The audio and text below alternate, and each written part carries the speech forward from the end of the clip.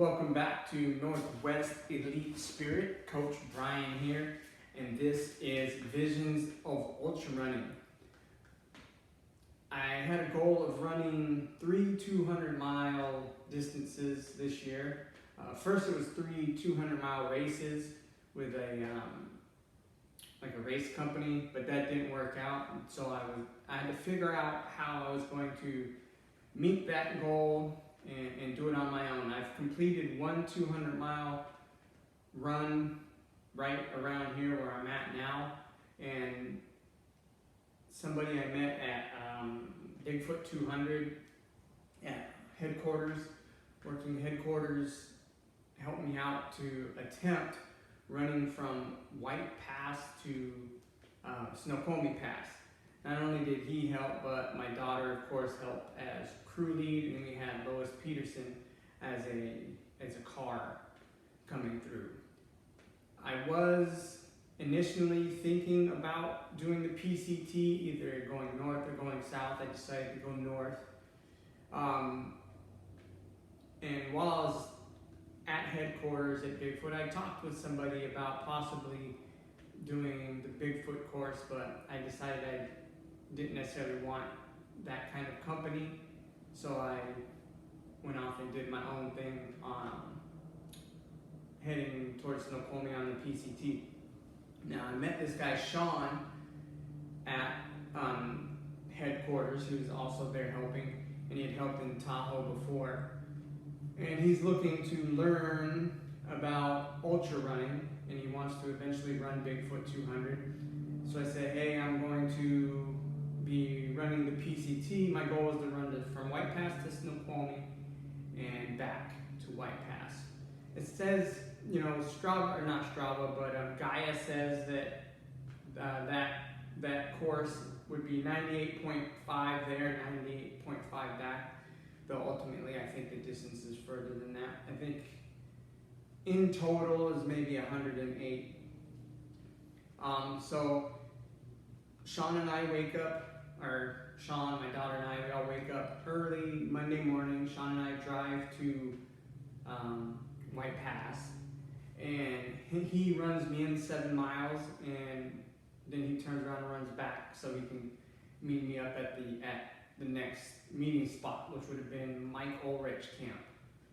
So as him and I are running, we're coming out kind of hot. My goal was to be like 3 miles an hour, and we were at like 3.7, 3.9, up around there, 4 at some times, 4 miles, that's miles per hour.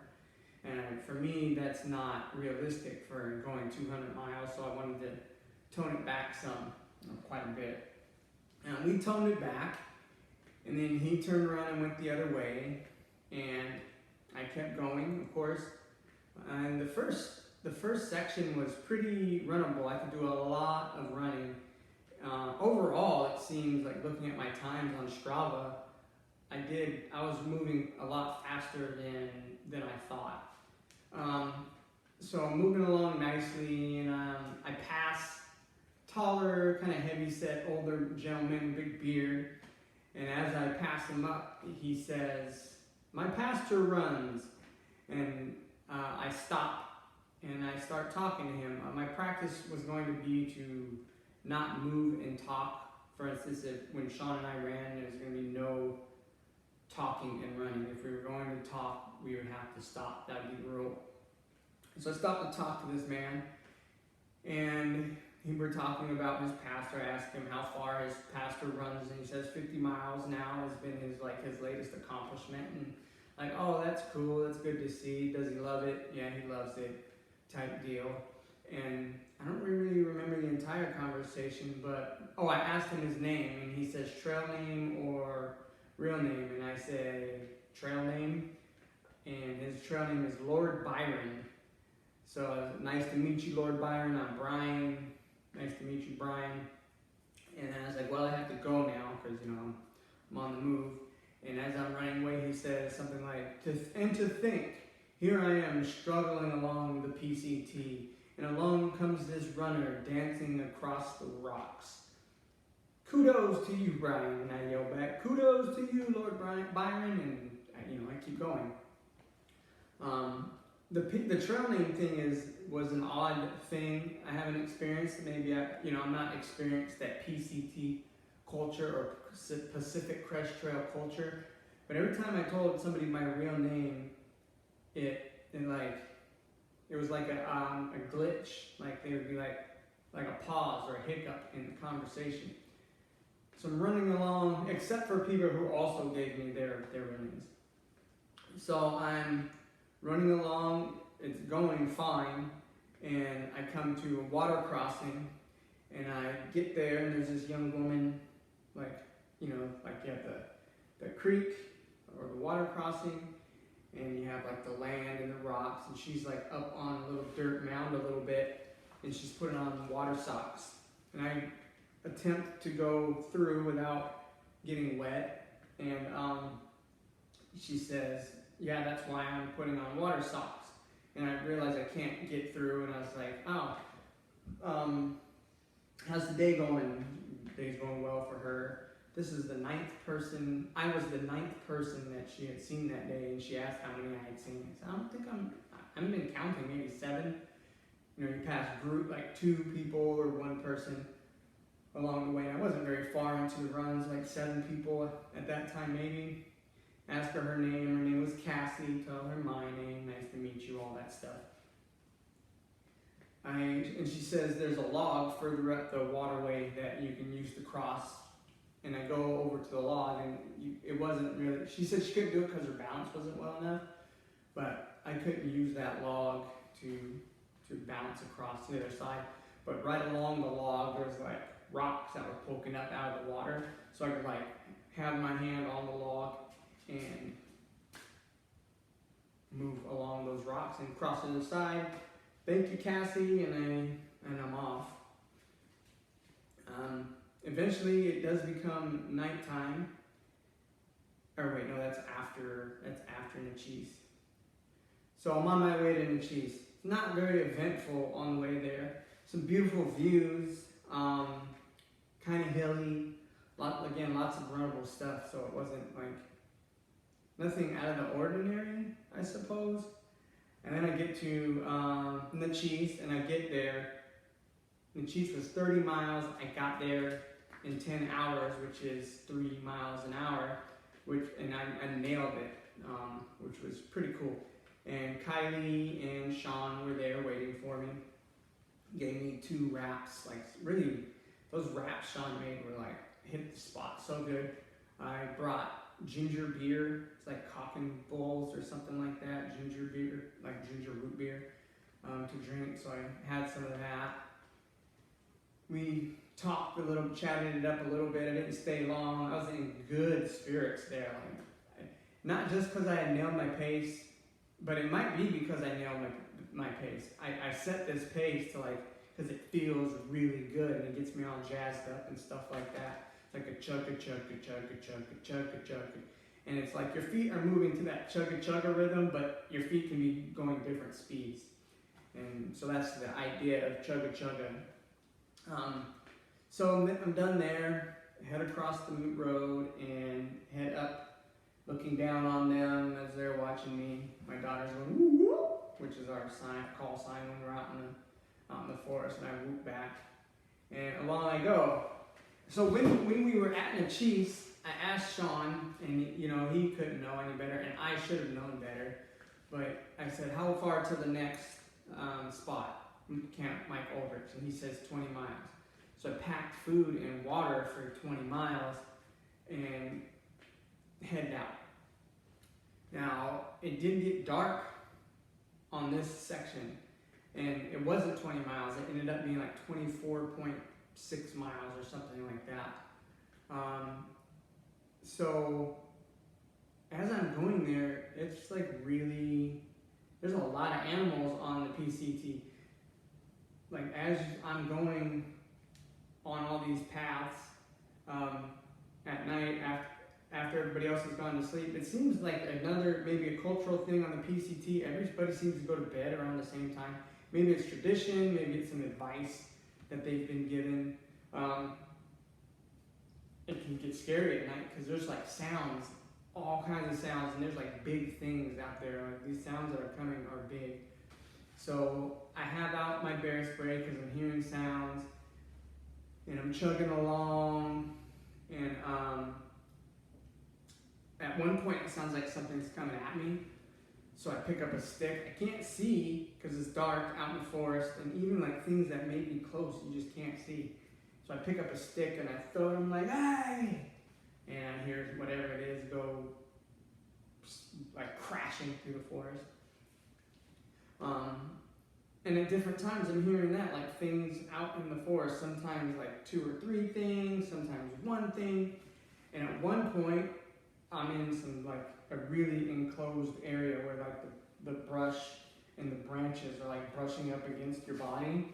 And I hear like something rustles the branches next to me, and it moves the branches in a way that like flicks my ear at the same time, and it's big. And it's dark, and I can't tell, so I just whip around, and I spray my bear spray. I'm like, ah, psh! And whatever it is goes crashing off into the forest.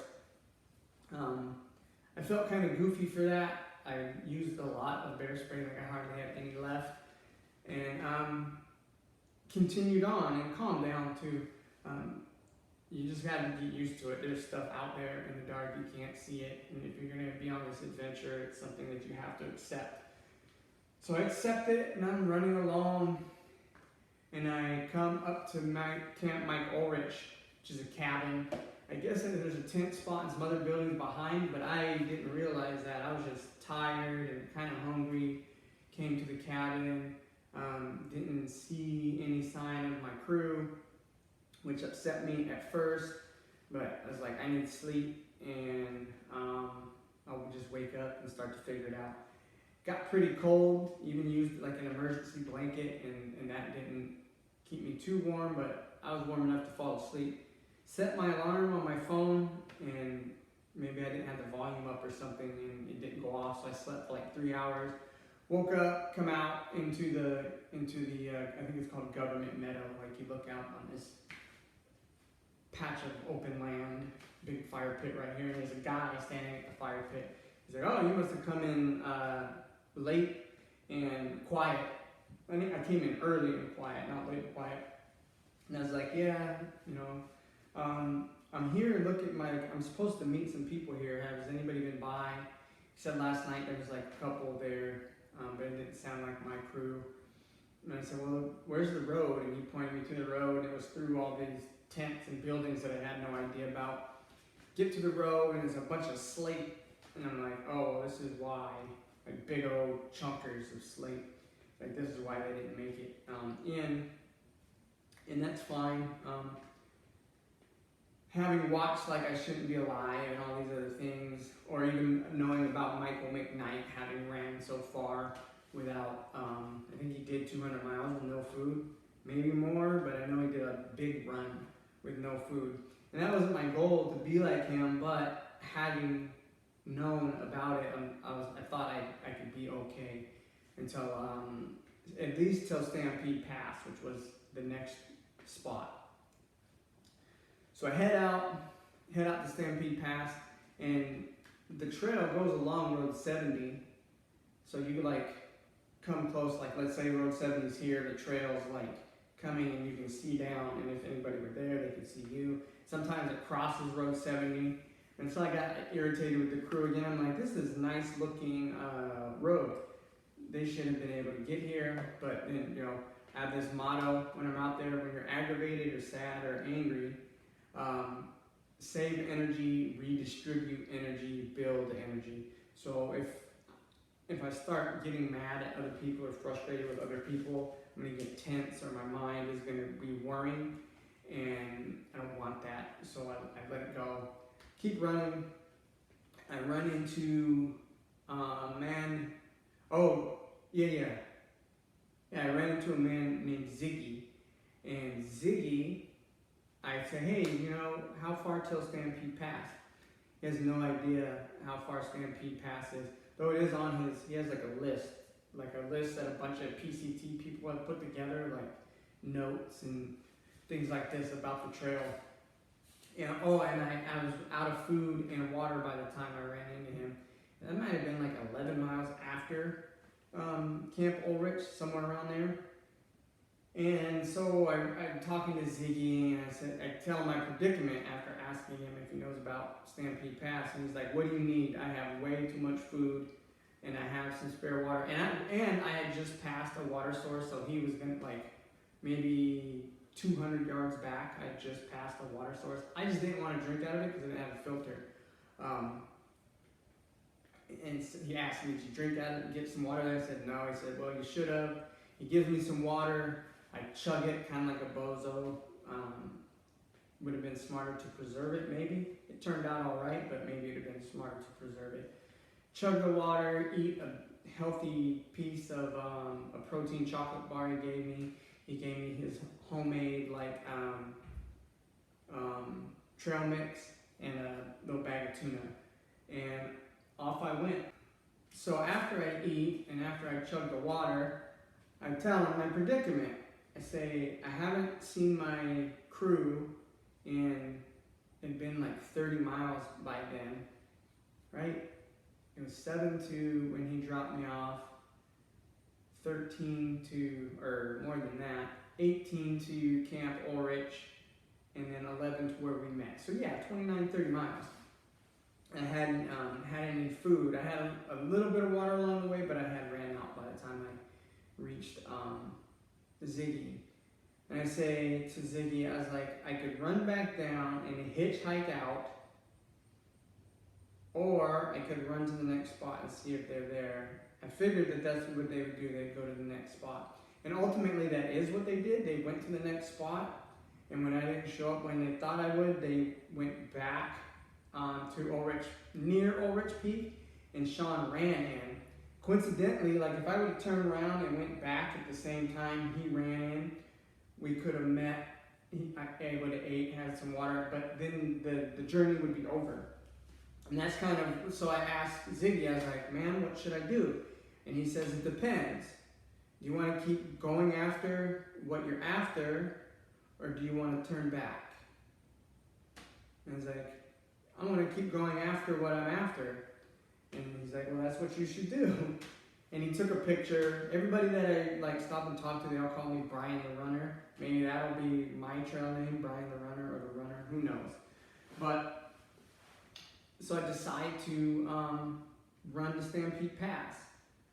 So I run the Stampede Pass. And according to his Gaia, Stampede Pass was like 12 miles away, 11.2, I think is what his thing said. And it turned out to be like 14 or 15. That's why I say that this this run might have been like 108 miles, because it seemed like every section, according to Gaia, it was actually longer than Gaia said. So I run the Stampede Pass, and things are going well. And I come across a waterfall, which looked safer to me to get water out of, so I fill up on water, and it's so good. That mountain water is so good. Eating handfuls of homemade trail mix, custom-made Ziggy trail mix, and I make it to Stampede Pass, or at least what I think is Stampede Pass. I'm sure that it was, but when I get there, I'm like, kind of stressed out, hungry. So, wait a minute. I think I forgot about the part. I did forget about the part. So, before I meet Ziggy and I'm getting hungry and stuff like this, or was it later? Yeah, it was later, so we'll get to that later. So I'm coming to Stampede Pass, or I come up to where the trail crosses the road, right? The trail comes here, you have road here, trail on the other side.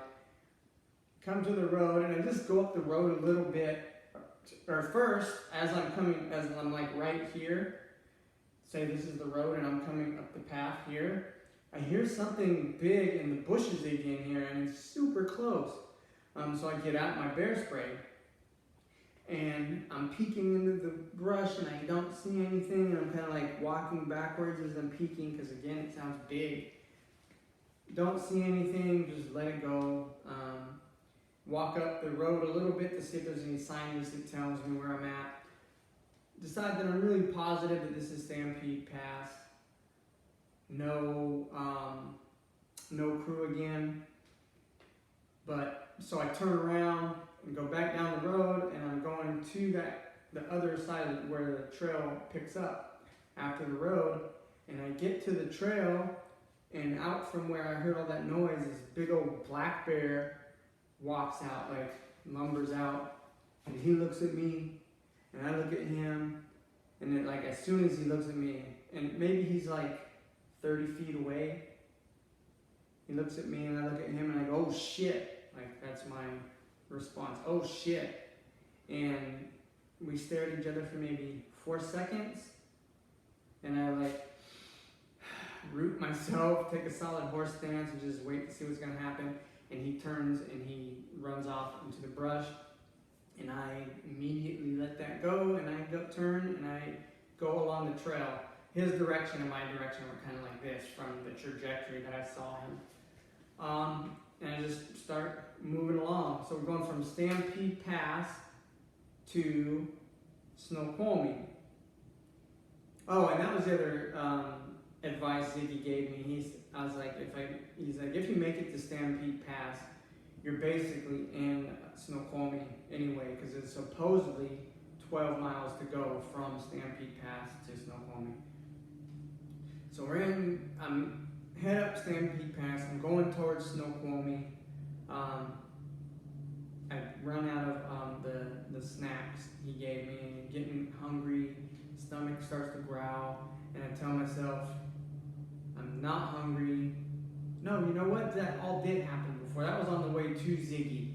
On the way to Ziggy, I had to tell myself, I'm not hungry, my stomach is not growling, I am not lightheaded, because I was getting lightheaded from hunger.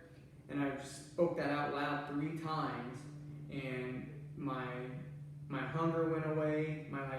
Normally when I'm hungry, I get like angry or sad. All that went away, and even my lightheadedness went away. And of course, when Ziggy came along, I ate and drank. So from Stampede Pass, running up to Snoqualmie, it seemed to me, though on Strava it looks like I was going slow, not going slow, but going fast. It seemed to me kind of like I was going slow. But now that I think back, that chugga, I had that going the whole time. Even in like chunky rocks uphill, chunky rocks downhill, soft dirt downhill, soft dirt uphill, really soft areas, or like you'll come across these scree fields. You know, you have your scree that comes down like this, and then they'll have a path here, and the scree will come down like this again. But it's like really chunky and technical footwork through all that scree. Even there, it's like chugga, just rotating those feet up and over, all that stuff. And then like going uphill was the same, just chugga. Or at different speeds, chugga, depending on how hard it was and how much. But it was like not a lot of stopping until darkness fell, moving along, still all of these freaking sounds that go on around you. Pass a couple of people that have put up some tents to sleep, and I stopped to get something, and I stopped to put on more layers because it's starting to get cold. And when I stopped to preserve, since I hadn't seen anybody yet, I was trying to preserve like lights and stuff like that. So when I stopped, I wouldn't be sitting there with my light on, shining down on things. So I stopped, turned my light off, getting stuff out, and I'm looking, and I notice that I have, it looks like I have glasses in front of my face. I wear glasses normally. I lost them at the Burt 100, and I haven't gotten a new pair since. But I wear glasses normally, and as I'm sitting here rifling through my things, I can see that I have the rims of glasses on. And I start what the heck? You know, like if I was to like look at you over my glasses, right? Like I was doing that. I was like checking out the forest over my glasses, or like, you know, under my glasses, side to side. Like there were in my vision frames of glasses, and I was like, oh, that's strange. First time I've had an outright hallucination during these things. And I think it had to do with like having gone so long without food and water and pushing all these miles after, though I got 3 hours of sleep at Ulrich, like the push was strenuous to where I was at. And so then I even like tried to see if they made me see better, which they didn't. So I just kind of like, okay, whatever, finish putting my things away and get ready to go. Because I've read, and it might have been in the Lessons of Don Juan, which I've been talking about lately in the other videos, and using his practices towards ultra running, that you shouldn't engage in these hallucinations. Might have been another book, but I'm pretty sure it was somewhere in one of Carlos Castaneda's book, where you don't latch on to these hallucinations, because that's how you get lost in the forest and never be seen again. So I went a little further, because right there I was exposed, like there was wind coming, cold wind coming through, and I didn't want to lay down there, but I knew I needed to lay down. So, and this was like the last 12 miles to Snoqualmie. So I didn't feel like I was like so close and I just have to push. I felt like I'm hallucinating, I need to get some sleep. So what I did was I found a spot that looked good to take a nap, and I laid down and counted to 60 seconds 3 times, which would be 3 minutes, popped up and moved. And I did that a couple times along the way, and then I did it without counting. Kind of set a pattern, 3-minute pattern, and then did it without counting. So I just lay in amongst, like surrounded by some big trees, hopefully out of the wind, lay for hopefully 3 minutes, and get up and move. And did that a couple more times. And then I did it to where I just lay down until I felt cold wind. And then I finished my trek up to Snoqualmie, or Snoqualmie Pass. And man, was that, again, that I was moving faster according to Strava than what I felt like. But again, when I go back and think about it, it was chugga, just chugging along the whole time, so I can see how it was faster than I thought. The end between White Pass and Snoqualmie is a pain in the butt. It can get steep in either direction, and even when it's flat, it's like lots of chunky rocks. Some of the places are like steep, but also thin with chunky rocks, so you're like trying to navigate through that. Some of the places are steep with chunky rocks that zigzag back and forth with brush and all of that. And so that was a challenge. Oh, and then it started raining. So I'm going through all that, and it started raining. It started raining a lot. And for those of you who don't spend a lot of time outside, or out in the forest and stuff like that, so yeah, it's raining down on you, but then the branches are like bowing down towards the trail, and so like water's getting on you there, and then everything from your hips, everything's soaked, and so everything you brush up against just slaps you with water, and so you're getting very wet. And that was not terribly concerning, but it was just an agitation. So come up to the hill over Snoqualmie Pass, and I gotta tell you, if you don't have, oh yeah, my phone had died, so I couldn't find the trail. So I'm like going back and forth up on this hilltop trying to find trail down to Snoqualmie Pass. I can see all the lights, I can see the trucks and cars going by. I can see like the rest, I can see everything from up there. I just can't see how to get down I find this forest road, or it turns out to be a utility road that goes down into like all the equipment that the snow lodge keeps. So it's like their bulldozers and all their equipment. Go through that, end up in like maybe places people rent for Airbnb or whatever for the winter season. Cut through all that, get to the main road, and walk up and down the parking lot. I don't see my crew. My crew was there.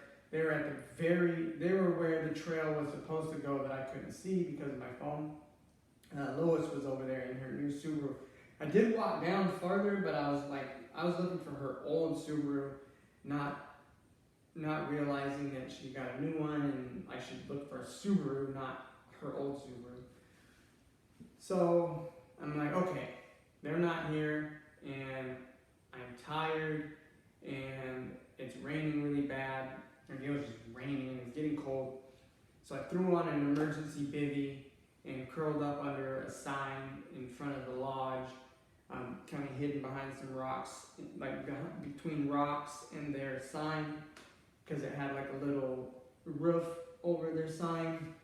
And I just slept there until the daytime came. It's pretty cold at first, but once you get really wrapped up in those bivvies, it can stay pretty warm.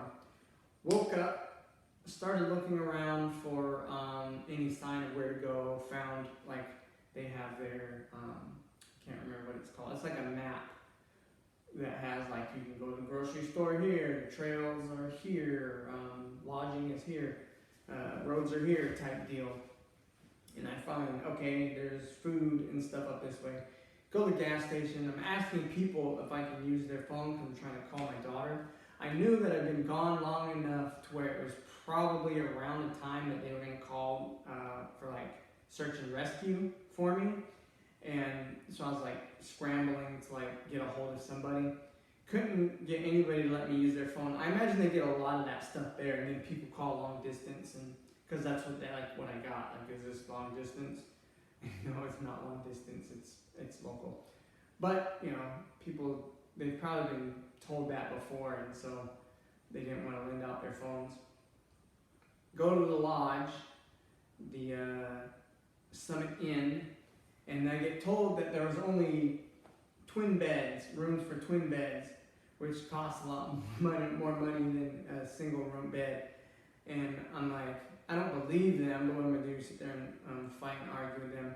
So I said, oh no, I'm not willing to pay that for anything right now. Like, I just need a single bed. I'm not paying that. I'll just go out in the rain. And he goes, oh, I'll work with you. I'll catch you this price. I said, okay, that sounds better. I go to pay, and he says, well, it's, you know, whatever time, and the time that amount that I charge you starts at this time of day, so I'm gonna have to charge this much money to start now. And I'm like, I think I'm just gonna go out in the rain and figure it out there. And he's, okay, I'll work with you. And he worked with me, and he gave me a price. It wasn't bad.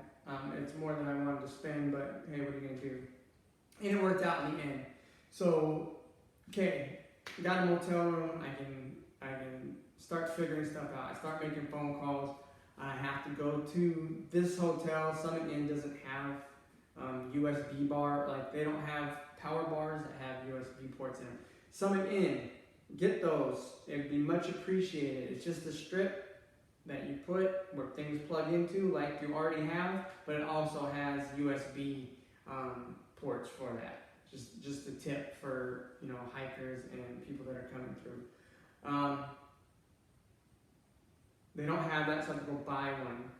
Little $10 thing at the gas station. Come, charge up my phone, start emailing people, start calling people, figure it all out. Having two beds pays off because my crew's been out all night worried about me, scrambling, trying to figure it out. They need showers, they need to rest. Restaurants across the street so they can go eat. They need to explore and have fun, so like there's trails nearby for while I'm sleeping that they go and explore. So the two-bed deal turned out perfect for everybody.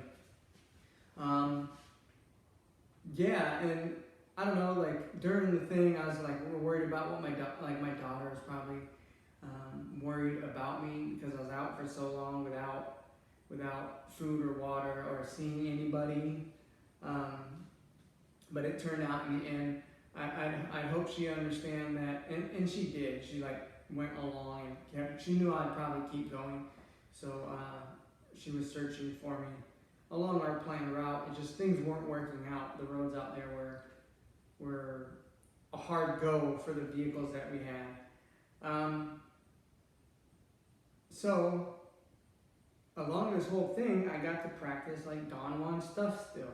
Like when I had the vision of wearing wearing glasses, don't chase hallucinations. I did my mudra, the Chinmaya mudra the whole time where you curl your fingers like this. Mudra of supreme awareness. I was able to keep that nearly the whole time, even like across rocks or rivers. I would like dance doing the mudra.